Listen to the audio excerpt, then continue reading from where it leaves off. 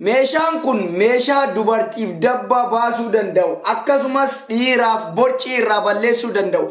Shamarrallee ta borcii qabdan keessaafuu shamarran teenna kanneen biyya Arabaa keessa jiraatanii borciin isinitti ba'e sababa ruuza nyaataniif sababa garagaraatiin xiqqoo sochii dhabaaf borciin isinitti ba'eef akkasumas dabba baasuu barbaadan san qofaa miti fayyaa keessaniif hedduu isin barbaachisa waan ta'eef meeshaa kana mana keessaa dhabuun qabdanii bitattanii mana keessa ol kaawwachuu qabdanii ganama hundayyuu meeshaa kanaan yoo dalagdee jette meeshaa kanaan amma sitti agarsiisa.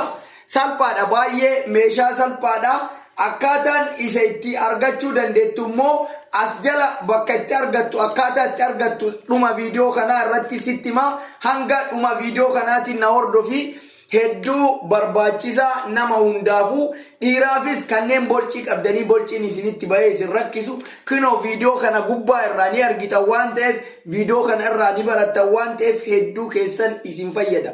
Xuunchas isinii baasa jechuun meeshaan kun waan puushaappii ittiin dalaydaniif xuunchas isinii baasa ispoortii garagaraa waan ittiin dalaydaniif hedduu keessan isin fayyadaa jechuudha. Meeshaan kun meenuun isaa kinoo asirra jira.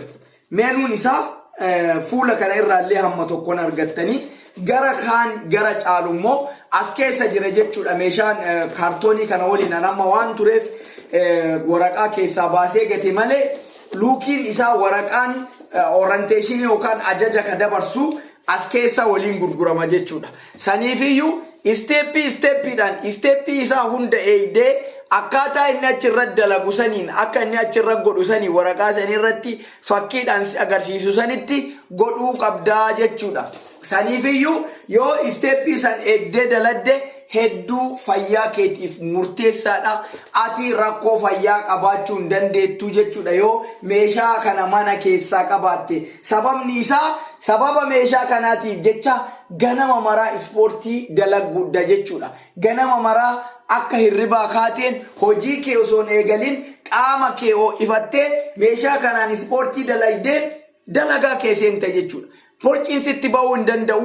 Dabbaan sii baati sababni isaa akkuma suura viidiyoo kanarra argitan akkasii waan duuba deemaa dalayduufi dabbaan tee haala salphaadhaan sii baati lifaatii malee jechuudha. Keessaafuu shamarran kanneen mana Arabaatti nyaanni hin jira mana Arabaa isin hundinuu ni beektanii keessaafuu ruuzni kun borcii nama baasa borcii san ofirraa fixuudhaaf hedduu isin fayyada. Hin beektan dhiirri bara kanaa dubartii borcii qabdu gonkumaa hin jaalatu. Isin jaalattaniin borciin isinitti hin baane jechuudha.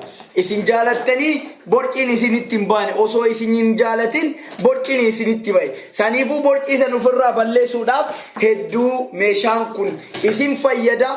Biyya isin jirtan hundatti isinii dhufuu danda'a. Mana keessan keessa teettanii meeshaa kana yoo ajajattan bakka itti ajajattan akka itti ajajattan natu isinii hima.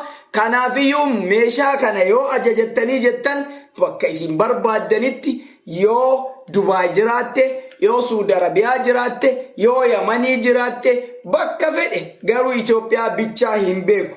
Itoophiyaa kadhaquuf kan dhanne bichaa hin beeku isin garuu ni ajajattan jechuudha. Akkaataa isin itti ajajattan asuma jala kinoo linkii isinii kaaya linkii san bira gasseentanii yoo barbaaddanii linkii san mallaqa biyyaati jirtuutiin sitti hima jechuudha.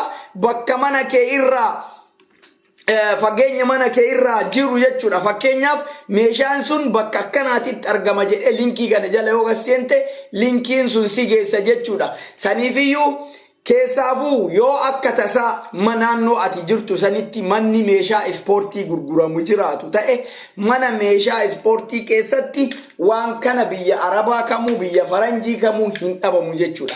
Maqaan isaa immoo isa kana ati maqaa kanallee barreessuu barbaaduu hin xaarin asuma jala gasseentee koomentii jalqabaa irra piin godhee sii kaaya meeshaa kana bakka san yoo laallattee jette haala salphaadhaan biyya ati jirtutti qarshiin isaallee baay'ee salpha. Qarshiin isaallee biyya nama jiru kana birrii Itoophiyaa 500 hin caalu. Meeshaan kun garuu wal caaluu mala jechuudha. Meeshaa kana irra guddaa faayidaa hedduu qabu argachuu dandeette jechuudha. Hin jira waan ta'eef achuma keessa meeshaa kan irra jabaallee meeshaa kan irra gatii dabalullee yoo barbaadde ni bitatta jechuudha. Ammoofuu gorsi kiyya kan isin gorsu duruma kanuma bitadhaati kanaan tireeningi godhaa kanaan itti hojjedhaa borcii ofirraa fixaa ka'aati meeshaa kana caalullee achumarraa linkimaan isinii kaa'u kanarraa argattan waan ta'eef achi jala seenaatii ilaala. Galatoomaa isiniin jedha. Viidiyoo kana laayik sheer godhaa. Assalaamu alaikum warahmatullahi wabarakatuh. Deebitanii nan rakkiftan jechuudha.